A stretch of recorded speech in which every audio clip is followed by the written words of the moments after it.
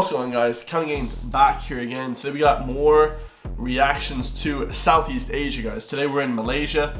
This is 10 surprising facts about Malaysia. So a lot of my loyal subscribers are from Malaysia. You know, when I do a lot of reactions to the Ultras of Malaya, the football teams, Ultra Malayas. So they're killing it over there, man. You know, that's my highest viewed video ever. Nearly 300,000 views. So I appreciate the love and support. I want to know more about the culture of Malaysia. So I said I'd do a reaction to the country itself. Make sure to hit that subscribe button, guys. Check out my Patreon for more content as well. And let's get it. We are about to explore the beautiful and extraordinary country of Malaysia. So let's jump right in and learn 10 surprising and interesting facts about the country of Malaysia. Welcome back, everybody, to FTD Facts. My name is Leroy Kenton, and I'm really excited to add this episode to our 10 Facts episode series. We haven't spoken about Malaysia in a long time. I've seen several people request for us to do a video about Malaysia again, so here it is. All right, so at fact number 10, I'm always interested to know what names mean. So let's actually start there. The name Malaysia is believed to come from the word Melayu or Malay, and it's believed that that came from the Sungai Melayu River in Sumatra. Cool, so that would explain the football team, you know, Ultras Malaya. That's cool, didn't know that. And that river, its name is derived from the Dravidian or Tamil word Malay or hill. Moving on to the next fact, at number 9, for many people that aren't familiar with the history of Malaysia, they're completely surprised to learn that Malaysia's official religion is Islam. That's not that unbelievable. You know, Islam is one of the biggest religions in the world, if not the biggest, you know, so it kind of is in different parts of the world, Asia, you know, Africa, things like that. Practiced by the majority of the Malaysian population. Now, the Constitution of Malaysia says that all Malaysians are Muslims. It just declares that for everybody. Now, Malaysians are not allowed to change or abandon their faith at all, but on the other hand, Malaysia still has a lot of residents who are not Malay. So for non-Malays, for the most part, they follow other religions such as Taoism, Christianity, Buddhism, and Hinduism. But for those who are Malay nationals, you need to be Muslim based on the Constitution. Now, the next thing to know about Malaysia, I didn't know that, but that's quite, yeah, that's not that unbelievable, you know. In North Africa, it's mostly Muslim, stuff like that. Is that it is part of the Malay archipelago. Now, what's that word mean anyways? Well, it's a big word. It pretty much means a group of islands. Now, the country of Malaysia itself has around 878 islands, and most of which, though, are still not inhabited. But either way, the collection of islands that make up Malaysia, it's a pretty beautiful sight to look at. Now, Borneo is the third largest island in the entire world after Greenland and New Guinea, and it's also the largest island in all of Asia.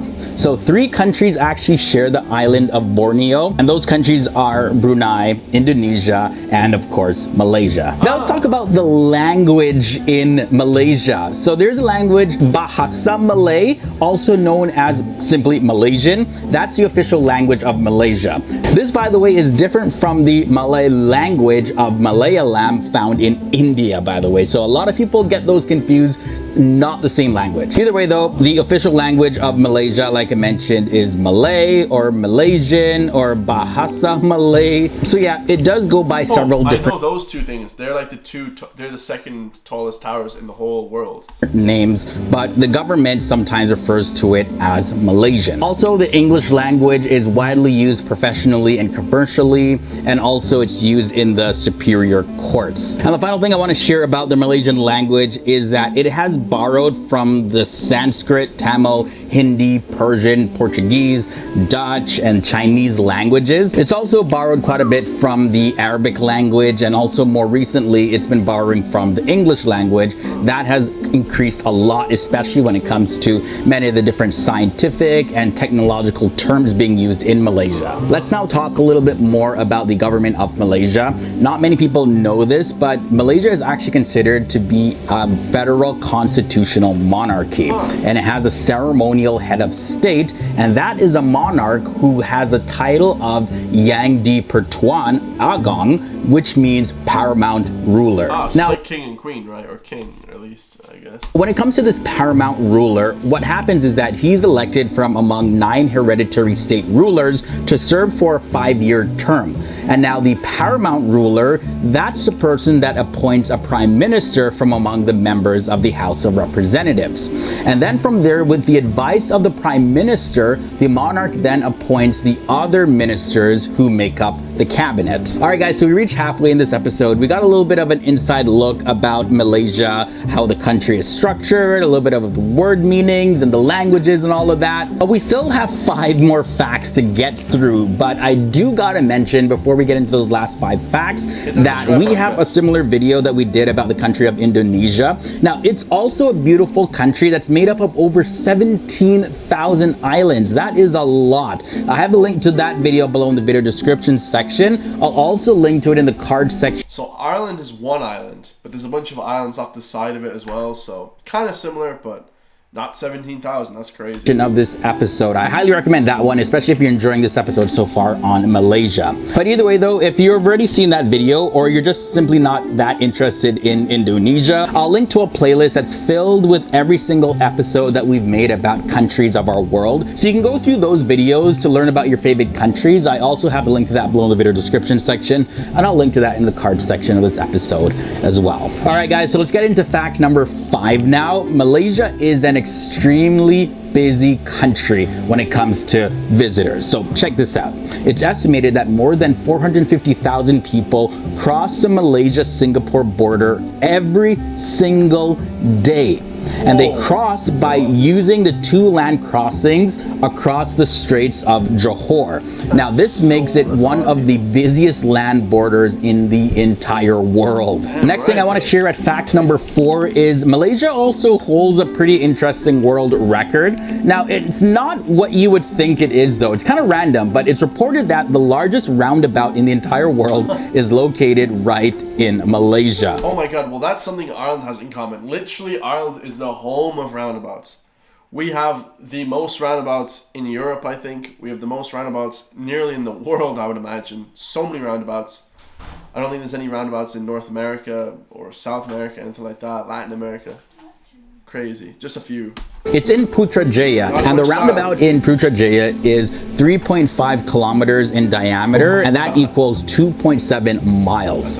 Now, although sources do say that Putrajaya has the world's largest roundabout, there is some dispute about this though, because some sources say that the Savannah, located in the port of Spain in Trinidad and Tobago, actually holds a title for having the world's largest roundabout. But either way, as it stands, for the most part, it's recognized that this roundabout in Malaysia is the biggest in the world. Now, I had to include this at fact number 3. Teh tarik is Malaysia's national drink. Now, the term actually means pulled tea. All right, so what is this anyways? Well, it is a hot milk tea beverage, but it can also be served cold as well. Now, they say to effectively mix the flavors of the tea, you actually have to tarik, or pull the tea between 2 pitchers repeatedly.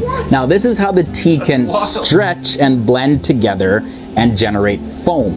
God, that's insane, guys. That's like you have to watch like a big friggin' show before anything. Wild. Before you have your tea. So once the teh tarik is boiled, it's then strained into a mug, and then the tea is poured from a height of about a meter, which is about 3 feet or so, into another mug. And then the process known as pulling is repeated several times until froth is formed over the tea.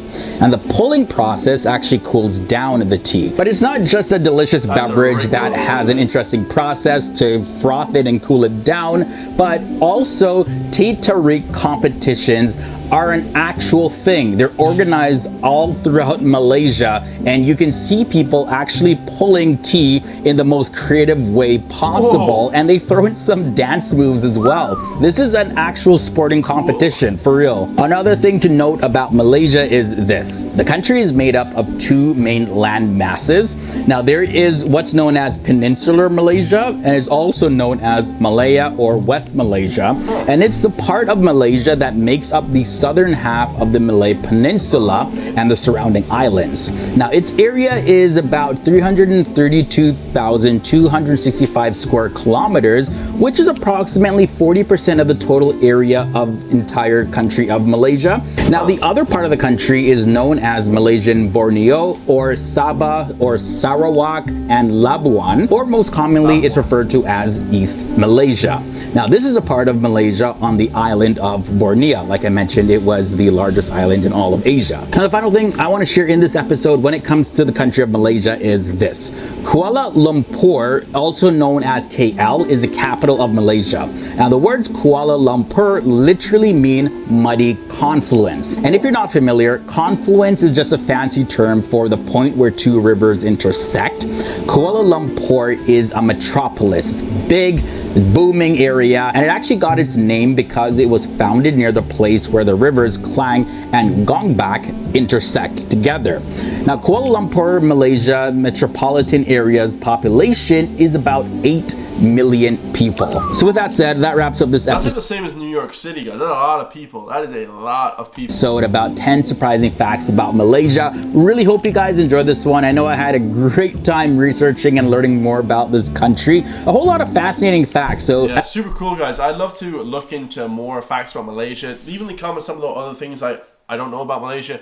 I will be hopefully traveling there one day in my life. I want to travel around Southeast Asia. I think that'd be really cool. Shout out to my loyal subscribers from there as well for my highest viewed videos ever, Ultras Malaya. I appreciate the support from that video. That video has, like I said, nearly 300,000 views. So I appreciate that so much, guys. Amazing video, man. Ultras Malaya, Malaysia. Some of the craziest fans I've ever seen. Absolutely cool. I'll see you guys in the next one. I love you all, and I'll see you then, man. Peace.